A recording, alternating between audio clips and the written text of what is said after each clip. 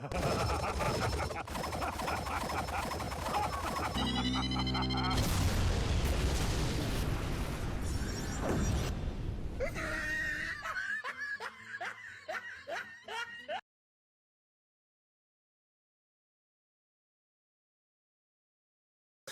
everyone, I'm Geek Freak and welcome to the video. Today I'm going to be reacting to Kirby Unraveled. So if you guys haven't seen this video, please go and watch that video first. Watch that, come back, watch this. Let's continue. Wow, there's so many Kirby videos I'm doing lately. Like I said, I don't know what this video is all about, and this was like requested to me, and yeah, that's basically it. I mean, it was requested to me, and there's nothing else to like talk about. I mean, I don't know if this is like a like a fighting video, or if it's like a comedy or anything like that. So I'll have to wait and see until I get to the video. So yeah, well, that's done. Let's get to watching. So this is Kirby Unraveled, and 3, 2, 1, and go. Okay, this will be fun.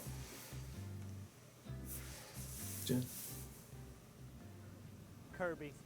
This pink puffball has been sucking his way through the denizens of Dreamland since 1992. He has his own games, manga, TV series, and toys. It's safe to say he's one of Nintendo's most trusted mascots. But he should not be trusted. The problem with Kirby is that he is simultaneously Nintendo's simplest and most powerful creature. Those two realities cannot coexist. He is a life form with neither the ambition nor the intelligence to make decisions, and yet the world bends to his will. Although it appears that Kirby is just a vacuous pastel marshmallow, there must be some hidden wisdom that grants him the power he wields. The power of imagination. Congruity is terrifying, but that's only because we are terrified of things we do not yet understand. And today, we are going to understand. Scientia potentia est. Knowledge is power. Humankind's attempts to harness the powers of the natural world come from intense research and understanding of those powers. And yet Kirby is granted powers well beyond his station. What powers, you ask? Allow me to show you. I have created two columns here, simplicity and power. What Kirby is versus what Kirby can do. By mapping the dichotomy of these two columns, we can peel back the facade of Kirby's simplicity and figure out what's really going on. Because again, this is not normal. Let's begin with simplicity. Most people know Kirby as that cute little round guy, but is there more to him? According to official, canonical information, no. Like his simplistic appearance, he is an easily understood character. True to his instincts, Kirby eats when he gets hungry and sleeps as soon as he grows tired. Does this sound like an apex predator? Even a bear enjoys a sounds like Goku. Back scratch. This sounds like the lowest form of life. Someone who is stuck on the base of Maslow's hierarchy of needs. He wakes up, eats his caloric intake for the day, and falls asleep watching the Great British Bake Off. And yet over here on the power column, the things Kirby eats are completely obliterated. Not just converted into something else, completely gone. Kirby only cares about eating and sleeping, and yet he gains no energy nor pleasure from consuming these things. Instead, he just lets them disappear, gone from this plane of existence.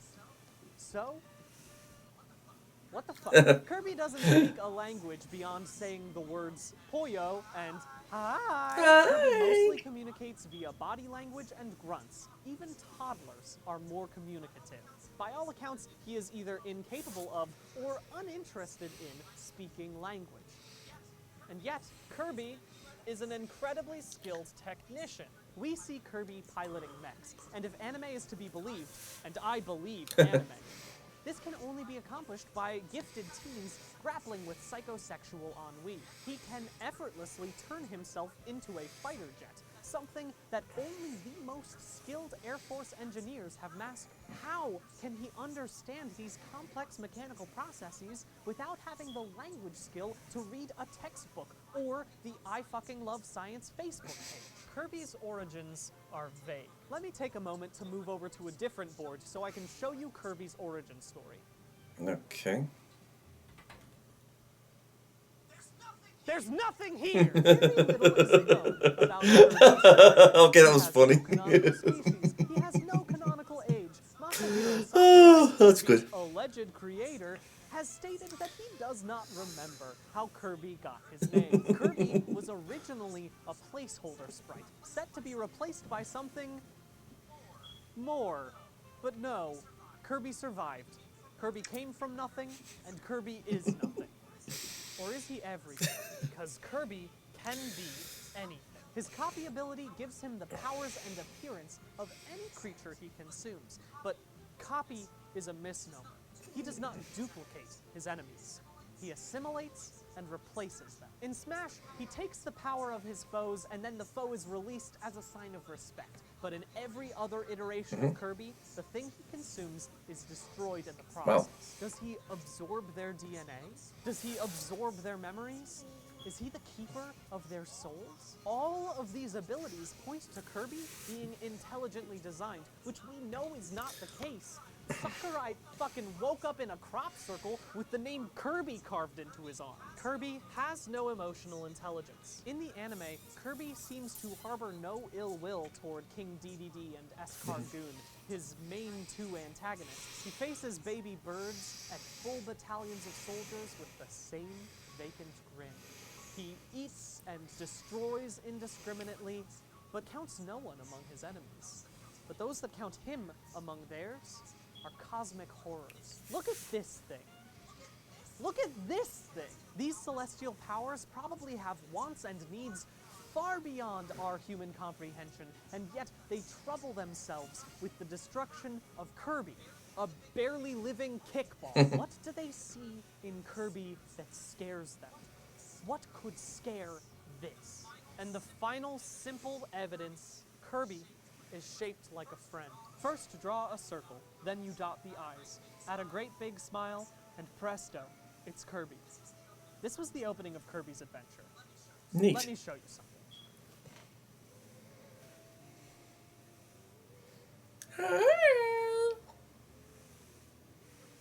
What did you notice? That's right.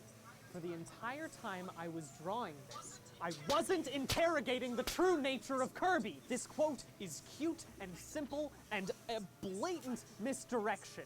It is a patronizing errand meant to keep people like me from uncovering the truth. The truth that Kirby possesses infinite power. I got That the is a power! quote. Planet Robobot explicitly states that Kirby possesses infinite power. Kirby can ride a star. Kirby can punch through a planet. Kirby is the only being in the entirety of the universe that survived the Galeem Cataclysm. A circle survived. This survived. How? Now that we have addressed these two columns, it is time to bridge the gap. How can we reconcile the two canonical truths of Kirby, that he is both nothing and everything? How can this sentient garbage bag accomplish so much? Let me tell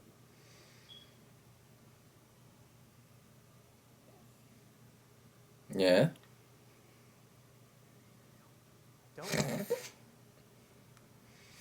I literally have no clue how this dumb fucking orb can have so much power. I have lived my whole life researching and gaining knowledge, and this dipshit sphere sleeps all day and has powers that gods fear. And that's impossible. It should be impossible. There has Well, it to is be an impossible. answer here, He's and made up. I don't see it, and that's not fair. If knowledge is power, then power should be knowledge, and Kirby is everything, and he should know everything, and yet we know nothing. I can't think in here. I'm going outside. How do I get outside?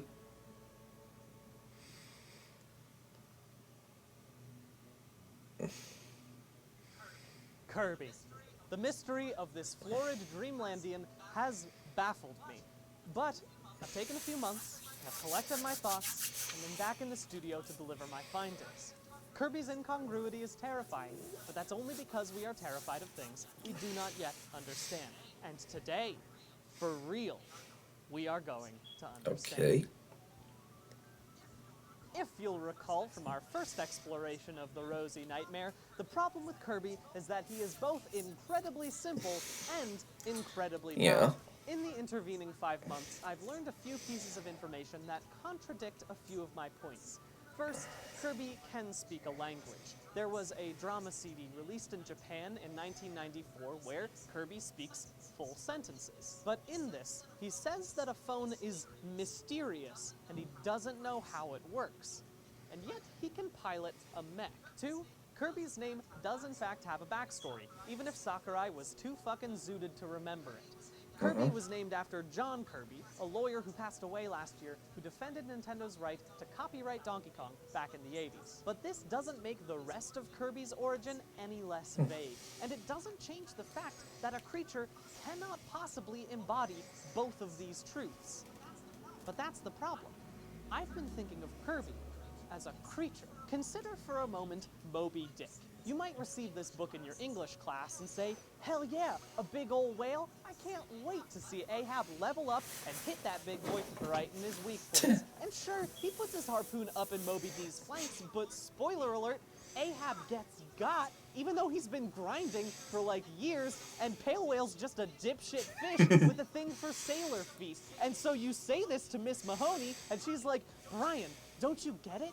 The whale is a metaphor for something, and then you write that on your final exam, and you pass the class. This is what I like to call the bookman's bluff. It's when an author creates something and people are like, hey, that doesn't make sense. But then the author says, well, it does make sense if you consider it's actually a metaphor. Here, I believe that Sakurai is pulling a bookman's bluff. Kirby, like Moby Dick, doesn't make sense as a creature, but he will make sense as a metaphor. So what does Kirby symbolize? Let's take a look at some common metaphors. Let's start with the 7 deadly sins, since everyone and their mother is basing characters on them. Unfortunately, none of them really make sense for Kirby. Wrath, no way. Greed, he's not in it for the money. I'm gonna skip over lust. You could make an argument for gluttony, because he eats a lot. Sloth, he sleeps a lot. And envy, he's constantly copying other people. But he never does it with any malice. Kirby does these things haphazardly, without any sense of what he's doing. And then there's pride. Now, pride is the sin from which all other sins arise, and its punishment in hell is being broken upon the wheel. But Kirby is a wheel, so that ain't gonna work. But Kirby might symbolize someone else's pride. The hubris of humanity. Think about it. Has humanity ever paused to consider that perhaps our endless consumption may not be a good move for the world as a whole? Have we altered our course, or simply continued to eat and sleep and copy others without any thought of the repercussions? In fact, perhaps we can go one step further. Kirby is a metaphor for capitalism. Does our capitalist society assimilate and destroy? Absolutely. Technical and cultural appropriation are 2 of capitalism's most trusted tools. When it comes to a lack of Better than communism. capitalism makes people willing to suck in and obliterate anything, friend or foe, nation or natural wonder, so long as it makes money. Is capitalism's enemy a cosmic horror? What could be more cosmically horrifying to a capitalist society than a guy called Marx? Kirby is a metaphor for capitalism. Sure, capitalism could sometimes be more cruel in its intentions than Kirby can manage. That is, I'll take that. Also, it sure as hell feels like it could burn out at any second, so the infinite power thing, not 100% true. And it's hard to describe capitalism as being shaped like a friend. And the whole eating and sleeping only it doesn't really make sense because we have a hyperfixation on productivity and that being tied to our worth. So that doesn't, this is not a very good metaphor. Nope. Is it? In fact, most of these metaphors are bullshit, especially this one.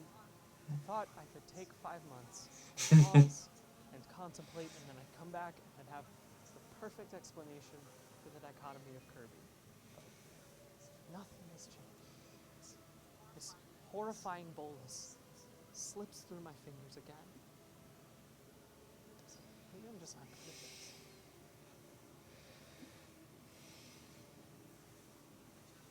Jenna, I need you to to keep my papers and put. Oh, got some noise. I'm gonna go away first. I'm gonna find Kirby.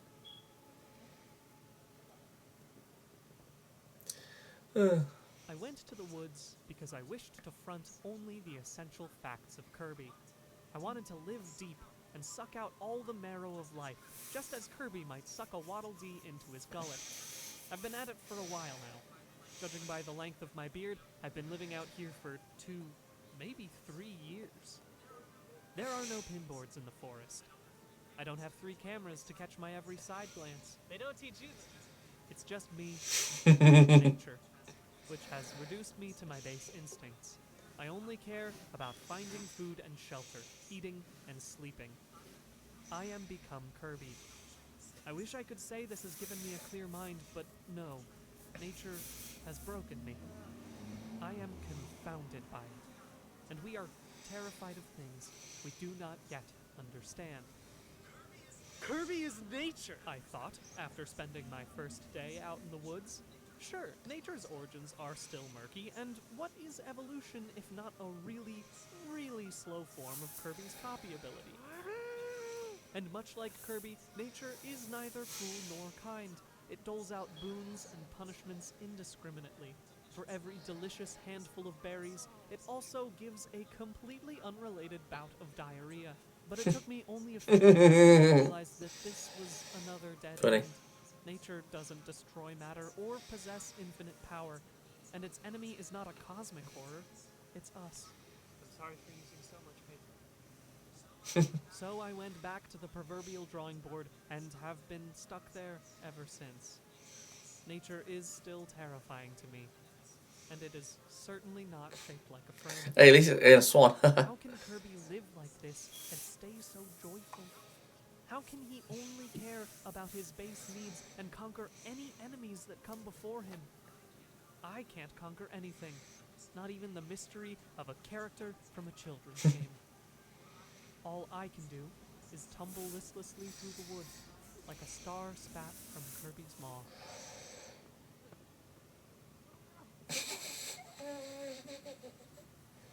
I awake one morning upon the shore of a strange sea. I do not know where I am, nor how I came to be here. The sea stretches endlessly in front of me, revealing the gentle, silver-like curves of the planet, and I finally understand. I was so focused on investigating the inner machinations of this bulbous boy that I never asked why I was investigating. I am tormented with an everlasting itch for things to mean something, but Kirby didn't need an explanation. I did. There is no bullet point or fanwiki entry. Kirby is not nature or a metaphor. Kirby doesn't need a dark backstory or logical rationale. Kirby is just Kirby. Yep. As I stand here watching the waves lap against the sand, miles away from civilization. That's fun. This guy's funny. I like him. Without knowing its hidden meaning. Perhaps there is no hidden meaning. Perhaps it's better that way. Perhaps it's time for me to go home.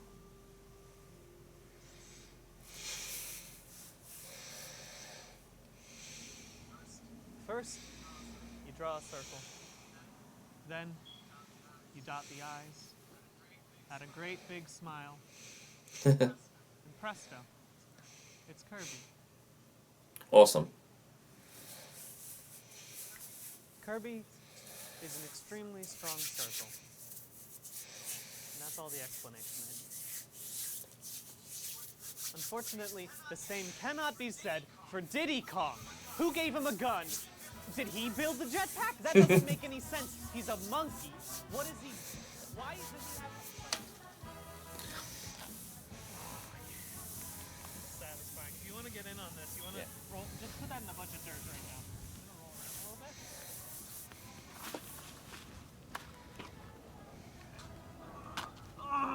Oh, incredible.